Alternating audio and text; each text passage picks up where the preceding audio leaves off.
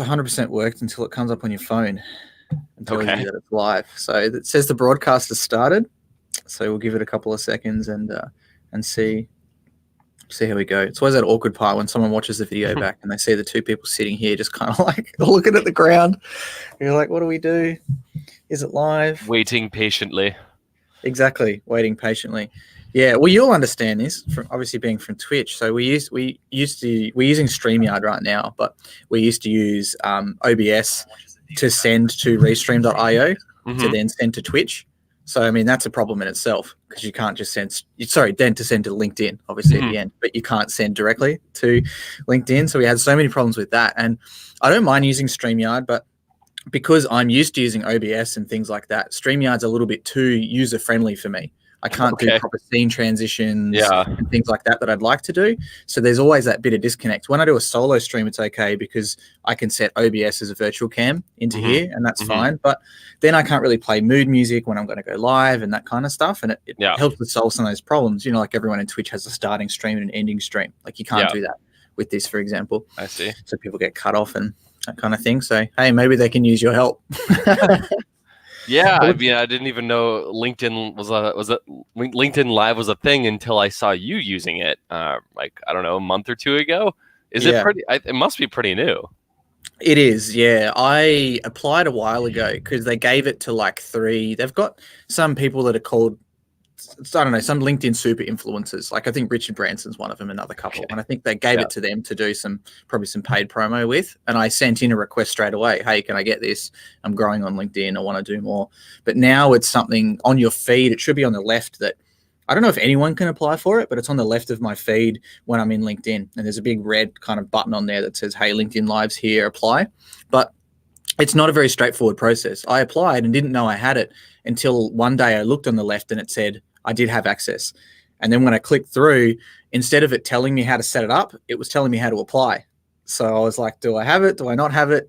I did a bit of digging. It turns out I did. But unfortunately, like I said, the technology is a little bit infant at the moment. But I think they're testing it. And it's been interesting. Like some people are getting hundreds of concurrent viewers.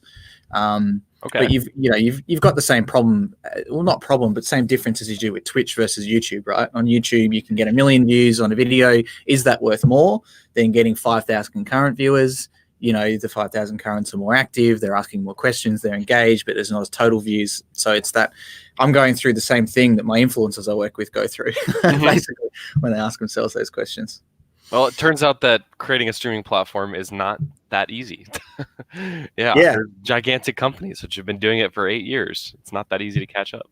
Exactly, and some that raised $100 million to do so, right? Like caffeine and stuff. Like caffeine, yeah. Yeah, cool. So we are live. So we got a few people in the chat here as well. So Nico is in here, Duncan Urquhart, Kelly Bryan, Dalton, Chris Reed, Tim Lindley, Chris Reed again, double comments, and Dalton as well, saying, I'm sure once it rolls out more, it'll be streamlined and easier to click on and off. I hope so, mate, because so many times I don't know that things aren't going to work until they're live and they're not working. So it's always hard as the tech guy as well. People are like, shouldn't you know about technology? I say, yeah, I guess so. And also Christy's in here as well, a very prominent LinkedIn presence in the esports market. Great to see you, Christy. Hello, everybody. Ben, let's chat a bit about you, mate. Juked.gg. I've been in the alpha, I guess, for a while. Is that what you'd call it? Trying it out a bit. But now, as of yesterday, you've launched publicly. Yeah, Chris, I think you were in kind of probably one of our first invite waves maybe 3 or 4 months ago. And we've been closed beta testing now for since about mid-August. And we started working on the project back in about May is when we started developing full time. So really glad to have some nice velocity and been able to get a lot of good user feedback. And here we are. Yesterday was the big day. We launched Juked to the world, and just kind of, I'm just a little bit crazy right now, but happy to join. This is always that. Yeah, it's happening. And I guess it's the general startup thing, right? If you're kind of building the plane as you're taking off at the same time too. So while, like, does it feel almost a little bit anticlimactic for you when it is the public launch, but you've still got so much to work on? You're still rolling out features and nothing's really changed for you. It's just for the viewers on the other end. Yeah, if I'm being totally honest with you, I mean, it's not like we launched some gigantic new feature yesterday. It was more like Mm. planting a flag in the ground and saying, "Hey, we're live to the world." I mean, we've really developed a lot on Juked over the last couple of weeks, so it's gotten much better, specifically within the last few weeks. But it was kind of just like, we're just going to open up shop. We're just going to open up to everyone and get the PR and go on all the amazing podcasts and talk shows like this one here on LinkedIn Live, which is still crazy Yeah. to me that that's a thing, but here we are. Well, you are the Twitch man yourself. So I guess like to pre-phrase, Yeah. there's three types of people that tune into LinkedIn Lives and to the podcast and on my LinkedIn. Number one is people who are junior that are looking at an entry into the esports market or maybe to skill up. Second is people who are working in the esports market as a startup founder, as an owner, as mid-level, lower management that are looking to grow their skills and scale up. And the third is people who are influential and or outside of the industry looking at making an entry in, whether there's investment, whether it's a job, whether it's a brand coming into the space. So keeping the third people, probably the second and third category in mind, could we kick off talking a little bit about fundraising and how that process has been for you? Because as far as I understand, this is the first time you've gone through raising capital, and what that process has been like for you and how you see the market as a whole. And I guess to tack on another third question onto that as well, most of the attention is about teams, but you're launching something a bit different. So do you see that most investors expect you to be a team and maybe not understanding who you are?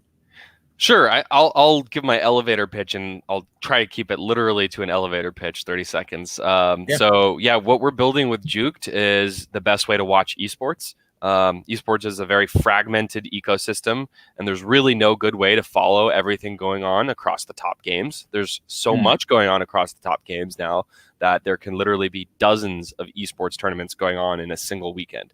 So we built Juked to aggregate all of that into one place so that esports fans can easily find that content, enjoy that content, understand the context as well. So with that said, so this is my first go when it comes to building a startup from the ground up. But I was very lucky to join Justin TV back in 2011, just a couple of months before the launch of Twitch. So I was on the founding team of Twitch and was there for about 8 years. And during that time, I was able to make a lot of great connections, build some notoriety for myself. And without that fundraising, I don't know how I would have done it, honestly. I mean, the idea behind Juked, if you're in esports, you know that there's kind of this need for this product because it's so difficult to follow the industry and what's happening in all the major tournaments. But the idea by itself, I don't think would have been enough for random Joe to just go out and start fundraising.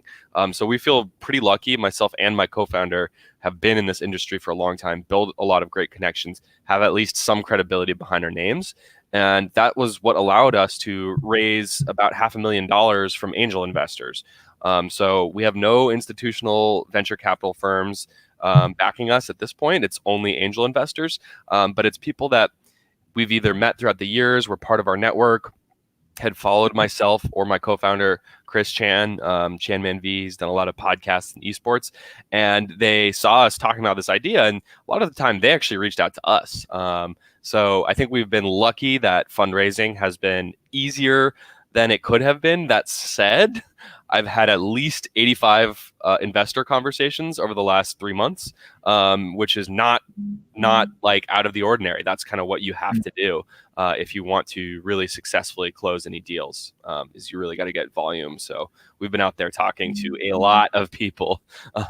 Maybe I've wasted some time talking to way too many VCs because really we're more suited for angel investors at this stage of our company.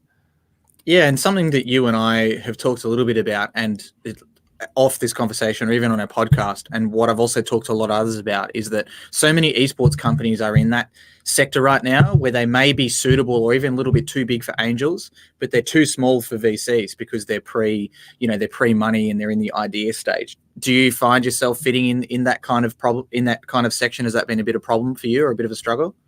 It hasn't been a struggle because our burn rate is low enough that we were aiming to raise 700,000, and we're actually I can't speak to the news yet, but we just got some great news, and we're actually up at closer to 600,000 or a little bit over now. Cool. So we don't need to go out and raise anymore. So in that sense, it hasn't been terrible. my co-founder and I were also lucky enough to be able to bootstrap the company for the first few months. So in a financial position to do that, which is just luck after luck after luck. But I guess you make your own luck over years and years and years of toiling in the industry. So, but yes, I mean, generally, esports is still a quickly growing market, but investors are not looking at esports the same way they were 2 years ago. I think 2 years ago, generally just in tech, it was much easier to raise a couple of years ago than it is now. I think the sheer quantity of companies out there raising just makes competition really, really difficult. And it's only continuing to go that direction. That's what I hear talking to founders, VCs, investors. It's getting more difficult to raise like a proper round, but that's why we started with angels, and that's worked out really well for us so far. Yeah, and a question I asked you ages ago that I wanted you to touch on here is, my experience is fundraising through kind of a syndicate of 3 people who come together to me. So it's one point of contact when I want to talk to my investors and people who are involved in my company. Does it add much extra complexity or issue for you when you're talking about angels and you've got a lot of people who are, quite obviously angels are usually putting in, say, 25, 50, maybe 100 themselves? It obviously means you've got a lot of angels involved in this. Does that cause some issues with you internally? Actually, not at all, because now I'm going to get into the the mechanisms of how you raise today, at least in Silicon Valley. So commonly over the last several decades, a company at our stage would raise with a convertible note, which is essentially debt that you're taking on, and it's a promise to give equity at a certain point later. There's a new form of convertible notes called the SAFE, which is I always forget what it's called, but it's like simple agreement for founder equity or something. And simple is the key word because it's super easy and simple. You don't really need your lawyers to look over every agreement, because the whole point is you're supposed to use the same exact agreement, as you'll find on the Y Combinator website. So basically every startup in Silicon Valley raises with a SAFE now. So we've got 8 or 9 different investors now, but they've all invested with the SAFE, meaning that they don't own any equity yet. They will own equity in the future when we get a price round or the company's purchase, any liquidity event. So it's not like they have any votes. It's not like they have any board seats. Of course, we want to be very open and communicative with our investors. So we're sending updates. We're talking to them. We want to talk to them because they're generally smart people. We've got people from VCs, we've got people from the sports world, we've got really experienced legal counsel for another startup, and they're all helping us in their own ways. But it's not like, and this is going to sound bad, but it's not like we're beholden to them in any way. We want to communicate, and we will continue to do so, but that's because we want to. Yeah, cool. And another thing that you said there that I want to highlight too was about having a low burn rate. And I've gone through a very similar thing with my company as well, going through having a higher burn rate in the past and lower. And I feel like I sleep so much better at night with a low burn rate. And the other thing you mentioned as well is I very commonly tell people who want to start their own startup. For me personally, before I started mine, I cleared any personal debt I had, and I had some money in savings, and I sleep so much easier at night than some of my friends who don't have those opportunities, or maybe have a wife and kids as well, who simply can't afford those opportunities to coast through a little bit more. And for me, it makes things so much easier. And it sounds like you're in a similar kind of situation as well. Yeah, I was super early at Twitch, I was there for the founding team of Twitch, which obviously got bought for $1 billion. So that worked out well. I didn't have as much equity as I would have liked, but that worked out well enough that both Chris and I are lucky to be in that position for sure. Yeah, I mean we didn't get a salary for like 9 months because we really started working full time on this in terms of developing the product in May, but we've been working kind of behind the scenes since January essentially. And I was doing some consulting at the time, but not much. So we actually just started paying ourselves last month. So we're actually getting a salary now, very small salary, but just enough that I'm not burning money every month. I'm able to cover my living costs. Yeah, fantastic. I saw your tweet through from that recently, actually, saying your first salary paid through, and I think my comment was I'm excited to see your first dividends check come through as well. Yeah, I appreciate all the help that you've given. By the way, Chris has helped out with some introductions and other things, so definitely appreciate it. No worries. And just a few more people joining in the chat here as well. So Drew Camilleri's back again. Pandelis is here. Jonathan saying hello from it's Scotia in Canada, Scotia. Ryan Romans, Jacobs in here as well. Kelly Byrne. We've got some people loving your Juked merch as well. Is there an opportunity for people to get those somewhere if they want it? I printed 12 whole shirts because that was the lowest number that I possibly could.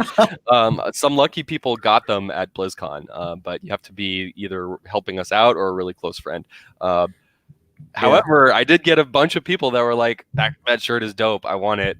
So, hey, maybe that's how we make our first buck. We haven't started monetizing yet. Yeah, there you go. I could start a merch store, we'll see. It's a pivot already. And I'm going to read a little bit of a longer comment here from Christy, but it's worth it. So she's saying, without question, Juked is a solution this scene needed. Side note, I love how personal Ben takes Juke's community growth. And then she's got a question. How are you anticipating or receiving responses, or if any pushback from the streaming giants? What do you think is elevating a specific space within their communities? But I can see that being a complicated relationship to discuss with the decision makers at your end. And it's a very good question, I think. And we've covered this once in private too, which is good. So I'd love to get your opinion on that. Yeah, so with Juked, we're aggregating and embedding the major streaming platforms, including Twitch, YouTube, Mixer. And generally, we're using those APIs just like anyone else would. So we're not doing anything fancy or weird or sketchy. We're using those exact same APIs, just like you might on your own site. And being at Twitch for 7 years, 7.5 years, there were like 2 or 3 years where all the time at our weekly team meetings, we were talking about building out the API and specifically the Twitch embed player to be as usable as possible for as many people as possible. There was like an internal code name. I think it was Twitch Everywhere. So it was a huge internal initiative to make it as usable as possible. So generally, our goal, what we'd love to see happen is Twitch, YouTube, Mixer love us because we're adding additional viewers and interest to esports content that they have otherwise. So really, we're making sure that we're not stepping on any toes. We know people at all of those companies, and we want to make sure that we're not cannibalizing anything from them, instead adding value. It reminds me a little bit of a publisher relationship, right? Like we're doing a event with the non-endemic brand at the moment, and we were working with two different publishers to run 2 different games, and the community guidelines. One of them is as long as we approve the graphics and there's no drugs or alcohol sponsorship, you can do whatever you want. We don't care. Where the other one says you need to charge under a certain entry fee. You need to use certain teams in the game. You can't use our graphics or our logo or our name. Plus, we need to approve all of your graphics. Plus, you can't do this, this, and this, and this. And like the wild opposites. I wonder, do you sense that in the future there might be some streaming platforms that go down that route? Or if you tried to list something like ESPN or Fox right now, I guess they would because they're pay-per-view. Yeah, I don't expect that to happen. I mean, these are all tech companies, and growth is like the number one priority across the board. So I think they all probably feel similarly about embeds as Twitch did.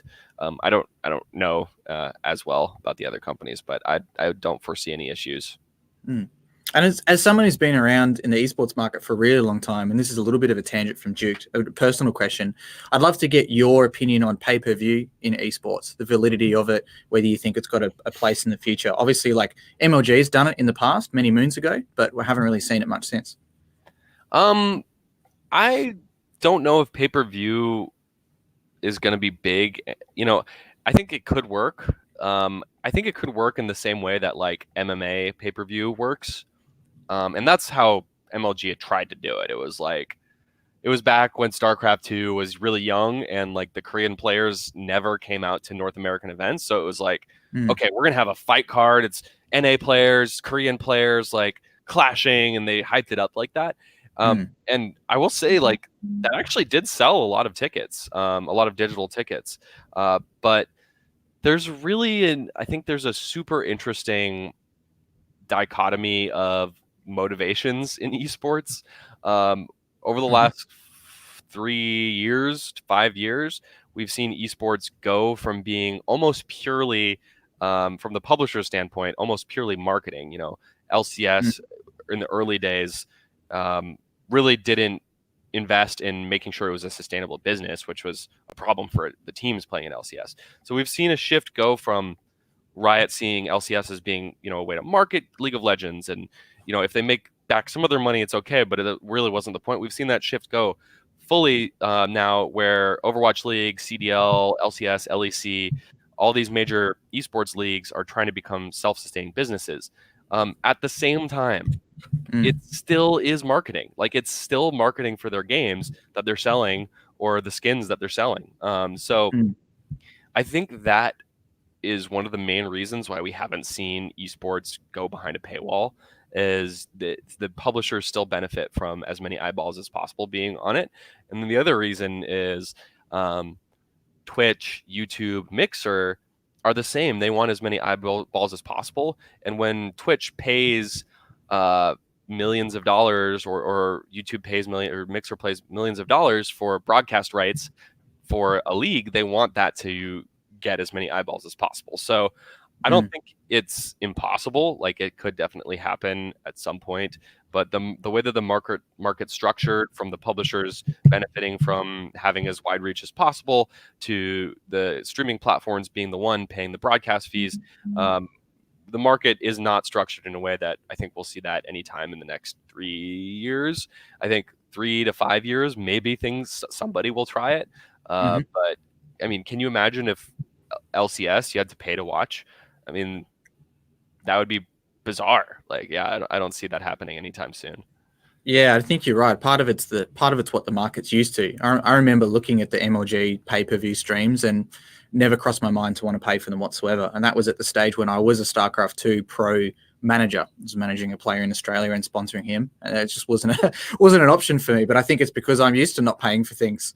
I'm used to playing video games, or I've got 3,000 hours in Dota 2, which on that game, the only money I spend each year is the Compendium for the International, and mostly because it supports esports, but also I get some cool missions I get to do on the side. And I guess expanding on that too, that's the best case study for exactly what you're saying, right?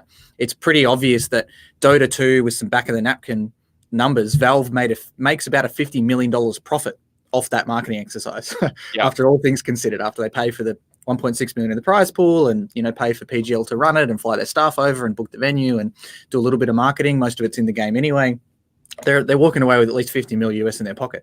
So why would they want to lock that off from people not being able to watch it? Yeah, and I think you're nailing like a really good path forward. In fact, to this day, I can't possibly wrap my mind around why more publishers and developers haven't straight up copied the Compendium, or at least on something similar, because that's the perfect middle ground for gamers. The broadcast is free. You can pay for extra features, extra skins, extra items in the game. That's going to support the teams, the players, the ecosystem. It's basically like paying a pay-per-view or paying for cable, but there is a free version, and you're also getting a bunch of value otherwise. Now, we have actually seen that model a little bit more come into prevalence, especially League of Legends with ProView, which was new this last season, where you get additional ways to watch the tournament. Overwatch League did something very similar with a League Pass, which is $15, and you get new ways to watch. And you also get some additional League tokens. So it's like they're like dipping their toe in a Compendium-esque model. But I'd love to see more esports go that route. I think it's a great way of bridging the gap between like esports today, where like no one's making any money, and where it needs to go in the future. And they used to have very similar in Dota 2, right? Where you could, and it was a semi-pay-per-view model that people liked, where you'd have to buy an in-game ticket to watch the game, but that came with some items, and that helped you to crowdfund the prize pool as well. And I'm surprised that they got rid of that. I had a friend who crunched the numbers. He had 30 grand of his own money saved up working and living in Tasmania, and he was you could say a tier 2 DOTA caster, and he crunched the numbers to say that if I run a tournament, I'm actually going to draw a profit off this tournament just simply through people purchasing the in-game packs after he paid for the artists to make the in-game stuff, after he paid the commentators and ran the tournament with them alongside himself. It was a pretty surefire way, and it happened in CS as well. I remember being invited in about 2012 or 2013 to go commentate the first Face It CSGO tournament that was of any size. I think it was 40k USD held in the UK. Fortunately, due to visas, I couldn't get over there in time. They only asked me to go over like a week before the tournament was supposed to start. And all that money was raised off an M4A1 skin, which they sold in-game. So we've already seen these be successful, but now we've gone back to them not happening anymore. So I'm on board with you 100%. I'm also on board with the UFC esports idea, and I've been working on one behind the scenes based around that. So hopefully we'll see that on Juked in the future. Sweet. So for you, if you were to give me the BuzzFeed top 5, what are the main problems that you're solving for the casual fan or the casual viewer in esports? Yeah, I saw someone asking for the less vague, less marketing speak version of what we're doing in chat. So I'll break it down as simply as I can. So Juked aggregates and indexes every major esports tournament from the top 20 titles and into one destination, so that if you're an esports fan, you can come to Juked and see every single live event, everything that's coming up in the near future, all the past matches that you might have missed, and then you can sort that by your favorite game, your favorite team, or your favorite player. So really, discovery is kind of the big problem that we're trying to solve, because today, to find all that content, you're going to have to go to 25 different sources. You're going to have to pray that you can find it on Twitch or find it on YouTube, just happen to find it. And there's actually another problem that we're trying to solve. So one is discovery, and two is actually giving you the data, the context behind those streams as well. So when you're watching a tournament on Juked, you don't have to go to HLTV or Liquipedia or some other third-party site to find the brackets, to find the player profiles, to find the teams, to find the schedules. So when you're watching a tournament on Juked, you're going to have all of that on the same page as the broadcast, which kind of, if you're outside of esports, that probably sounds like pretty basic and pretty simple, but you truly cannot answer some of the most basic questions about what you're watching when you're watching today. You can be tuned into a CS:GO broadcast and don't know if you're watching the semifinals or the group stage. You don't know how to find the schedule. You don't know how to find the brackets. So those are some other problems that we're trying to solve with Juked. And I feel like there's so much opportunity in the esports and wider gaming market to literally put different things together. I'm having a massive issue right now reporting on influencer campaigns, because I can get some awesome influencer, Twitch and YouTube and aggregate information to be able to report, but I can't get the same platform to also tell me social media. So I still have to manually do that, or I have to subscribe to 2 different platforms. And very similar to like what you were saying, I don't know if it was you that mentioned in the podcast or some other people I've talked to before. I think it was a fantasy esports company saying that, through studies, they've discovered that most people don't just have a Twitch stream live full screen on their TV or on their monitor. They're doing other things at the same time too. So, if nothing else, Juked is going to save you a couple of Chrome tabs. And I found that exact same thing using it myself. I can see the brackets. I can see what the score is for the maps. That's also a very annoying one. Yeah. And also you can see a little bit about the team's history and who they are and who's actually playing for them too. Yeah, and we're just at the very beginning. We've only really started building this the last couple of months, so we have a lot more that we still need to build when it comes to user preferences, ways to filter and sort the content even deeper than we have, player profiles. Like, we'd love it if you could find that player's history. What's their nationality, lifetime winnings, top placements, what teams did they play for before? We don't have that yet, so we're still building it. And another question I'm just seeing in chat, sounds like something the leagues should do themselves. Yes, and most of them do. I don't want to say that you can't find this information, but if you're trying to have a holistic understanding of esports, you can't do that by going to all these different websites. And frankly, I don't want to call out any names, but some of these websites totally suck and don't even have the most basic information. So obviously, lolesports.com is great. Overwatchleague.com is great, but where do you go for Dota? Where do you go for Counter-Strike? Rocket League has rlcs.com.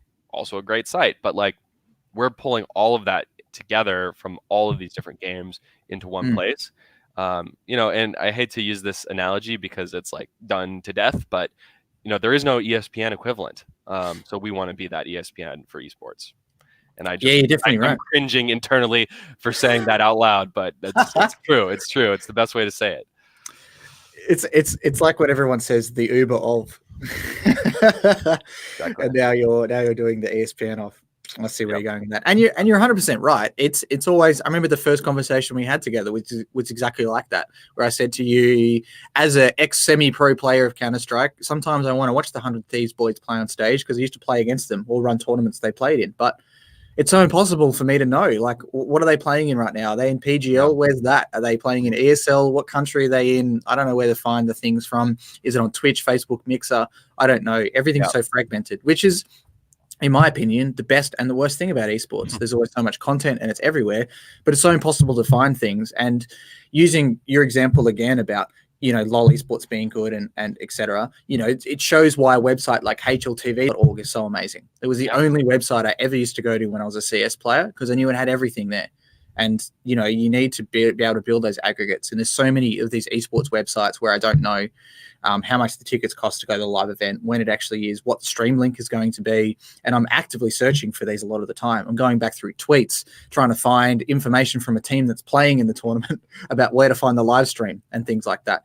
And, if you can just go to one central place like Juked or such, it's great. And I guess going on to the next topic, for me, it seems like a commercial opportunity for you, for players of Overwatch to be advertised to by Paladins, or players of Call of Duty to be advertised to by Counter-Strike, to say, hey, come over here for a second, take a look at this game. It's a little bit similar. I think you might like it. Yeah, that's one we have to be very gentle with. Obviously, there is an opportunity there for us, but we have to have a really strong editorial voice. So sure, I'm open to working with publishers to help promote their games in unique ways on Juked. Maybe that's banners, whatever. But I'm never going to put a brand new mobile game that says we're the next big esport. I'm never going to have that override, BlizzCon or Evo or Worlds or whatever. So, or the next CSGO major. So as long as we have that editorial integrity, we can do stuff like that, but it's a slippery slope. So I think everything we do is going to has to benefit the esports fans. So yeah, I mean, we can do a banner for them. We can, maybe when you're going through the calendar, it says like start or something, like whatever. We can do things like that. But if you land on Juked and we're showing you something with 100 viewers when there's something with 200,000 viewers or 800,000 viewers, I think we're not doing our fans the right service. And a question from Shark here in the chat from Renegades and various other esports companies, who's saying that Juked has helped solve some international CSGO headaches for him and his team, for Polish events specifically.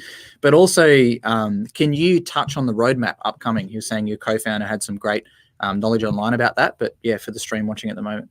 Yeah, so I'll go back to some of those things that we were talking about earlier, just continuing to make us Juke the most robust platform, not only for watching esports, but getting all of the information you need about the background of the players, teams, leagues. So, we're still building, for instance, team pages. So if you're a fan of Team Liquid or Fnatic, you can find every match that they're playing in, every player that's on their team, all the teams that they have. We're still building the player profiles and the team profiles. Beyond that, localization is something we really need to tackle. Right now, it's got a super heavy Western bias, and my Western bias seeps through when it comes to what we have on the platform and what we don't, because we don't really support PUBG Mobile, which is the biggest game in India and the biggest game in China.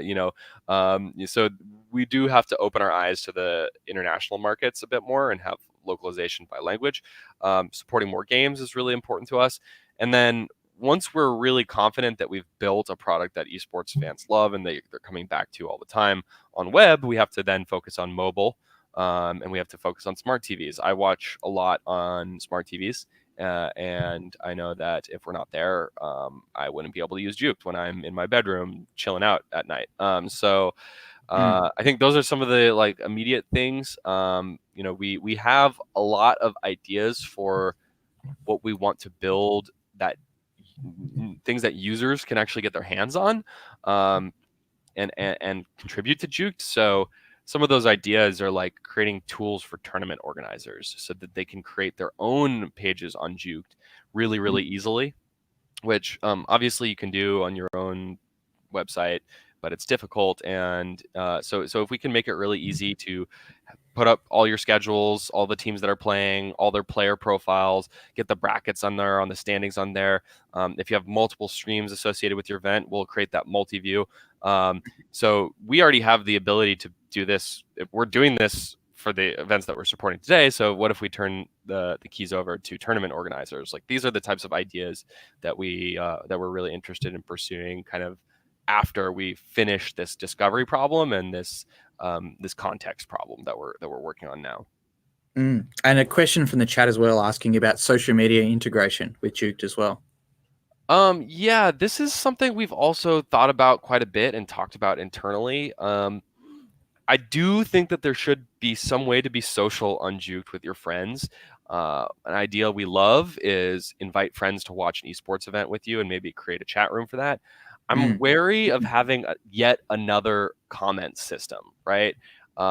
If there's comments, and it's a moderation headache, but I don't think people really want that necessarily. They already have Reddit. So we do want people to be able to be social on Juked. Just not quite sure what that looks like yet. And I don't think it'll be in the form of a forum or comment system or anything exactly like that. So we're still figuring it out. Yeah, I think that's an interesting one. I mean, a lot of my friends, we get together in Discord and watch matches together when we're not doing it in person. But, the most common thing for me is whenever I start a stream on any platform is to close the chat immediately. But if there is a closed chat where it's just me and my 5 other friends, I think I do see some merit in that. I think I think that's an interesting idea. I'll tell you where the idea came from. Yeah. This is going to sound cheesy, but my co-founder, Chris, he's remote. And he came out to San Francisco. We were onboarding our first employee about a month and a half ago. And he was in San Francisco for a weekend that was like LCS finals, huge Smash tournament, StarCraft. It was Overwatch League playoffs. It was like all these events. And we legitimately watched 10 hours of esports per day. And I'm like, I love esports, but I would never watch 10, 12 hours of esports unless I had someone to shoot the shit with.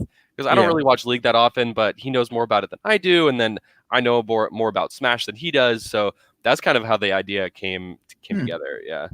Makes sense. And another interesting point here from Christy that I've thought about and started to implement with my own LinkedIn live streams is email alerts and calendar alerts for events as well.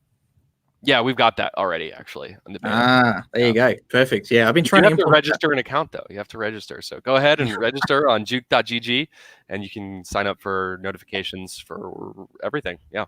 Yeah, fantastic. Yeah, I think it's a great idea because, I mean, for me with my LinkedIn live streams, it's similar thinking. It's, how do I make sure that the people are ready to go? And generally these are during the working day. So what easier way than to lock them into a meeting that they can't schedule something else over and steal their time away from them.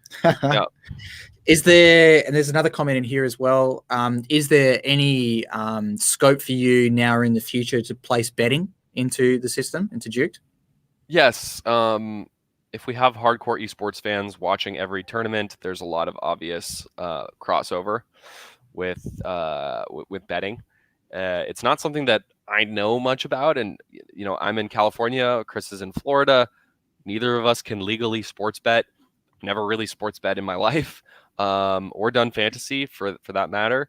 So it's not something we're super passionate about or understand. That said, it's a big opportunity too. So we're definitely open to it. Definitely. Yeah, I'll have to make you some introductions. We're working with Unicorn on some campaigns at the moment. So yes, we've kicked off a conversation there as well. Oh, fantastic. So what's keeping you up at night at the moment? What are some roadblocks? There's a lot of movers and shakers in the chat right now. Is there anything besides making accounts that they can help you out with? I mean, by far our biggest challenge, I think, is just breaking existing user behavior. I truly believe that we've created a better way to discover esports. It's easier to get all that data you need, but people are set in their ways, right? There's this like common notion in Silicon Valley that if you're trying to create a product and disrupt the market, you have to be 10x better than the existing products. And I think we're a lot better.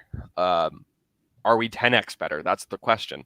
So how can we prove to esports followers and fans and viewers that it's not just a better way to watch esports, but like they don't ever have to even think, oh, you know, Overwatch League is live. Oh, I'm going to go to twitch.tv/over. No, or whatever. Oh, there's a Counter-Strike tournament this weekend. I forget where it was. I forget when it started. They should immediately think, oh, I can just go to Juked to find that. So we have to prove that we have the quality of data, that they know every single tournament that they care about is going to be there.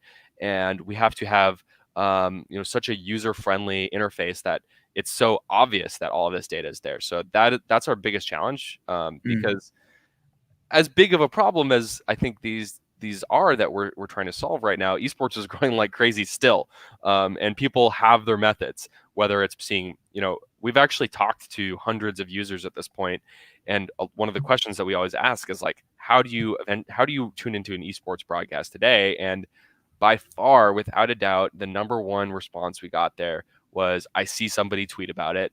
Number two was, I saw it on Reddit, or I saw it on a Reddit or Discord server that I'm on.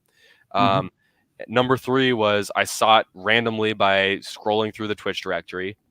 And number four was, I go to the league website. Like way down on the list, like 5% of people said, I go to a league website or I go to a third-party app. So we do need to prove to those people that typically are finding all of their favorite esports events just because they see someone tweet about it or whatever, that it's better, it's more effective. Finding VODs is easier, setting your calendar is better, you can find the brackets and the standings better. So we need to break that existing user behavior, which is going to be a big challenge, definitely.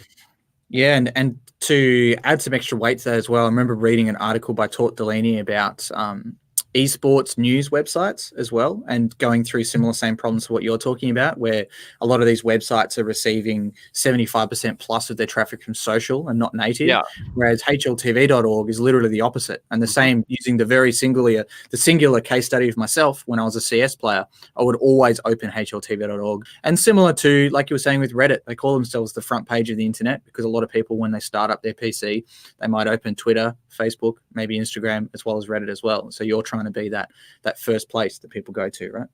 Yeah, totally. And it's like, oh, I think there's this event is happening this weekend. I should just go to Juke to find it. Is a big user behavior that we want. And then another user behavior that I think is actually even more important for us is like, I just got home from work. I want some entertainment. I'm just going to open Juke. I'm on lunch break. I'm going to just open Juke and see what's happening. Because, I think we really want to expose people to content that they wouldn't have watched otherwise. I want you to watch Smash Bros. Because it's amazing. I want you to watch StarCraft because it's amazing. I want you to watch Street Fighter because it's amazing. And these are not the biggest esports, but we're going to be featuring that content. And I want you to stumble across it and enjoy it. Yeah, fantastic. All right, mate. Well, we should wrap this one up pretty soon. Yeah. Where can people follow you online if they want to keep in touch? You can follow me on Twitter at twitter.com/fishsticks with an X. But really, you should just go to juke.gg. That's what I'm here for. So we just launched yesterday. We're in open beta now. You can register an account. We also have a newsletter that we send every Thursday, sometimes Friday, that tells you all about the big events that are happening this weekend. So if you're strapped for time and you want to stay in the know about esports, our newsletter is a great way to do that. So you just need to register on juke.gg and we'll hook you up. Yeah, fantastic. And I can attest that Ben's pretty prolific on Twitter, always answering questions and stuff too. So make sure you spam him and add to his follow account. Become an influencer yourself one day. Thank you. Fantastic. And thanks to everyone joining in. Just going to read some chats, some names from the chat here as well. Jacob coming back, Lydia being very active, Chris Reed, Dalton, Dwight, Brant, and also Princey coming in here for the first time as well. Thank you so much for joining. Unfortunately, I had some issues with my phone on LinkedIn, as always, having to refresh to be able to see. But, we reached up to about 50 people coming in live, which is almost our PB, which is awesome. So obviously the people want Juked and people want you, Ben. So thanks for coming, mate. No problem. Thanks for having me. I'll come back anytime that you want me. Just let me know. All right.